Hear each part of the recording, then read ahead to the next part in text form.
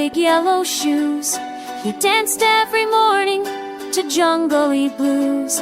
He twirled through the trees with a giggle and roar, then somersaulted on the forest floor. He wore a top hat made of shiny green leaves, with jelly bee buttons on cinnamon sleeves.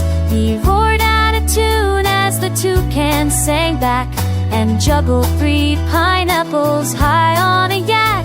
He built a grand oven from twigs and old logs, with help from some bunnies and blueberry frogs.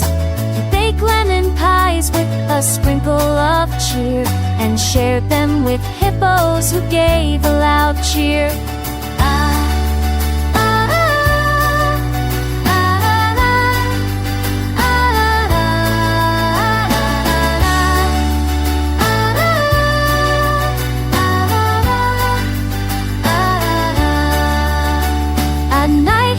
Snuggle in marshmallow fluff, wearing a cape made of cotton candy puff. He'd dream of tomorrow with stars in his eye, and whisper, "Let's fly to lemon pie sky."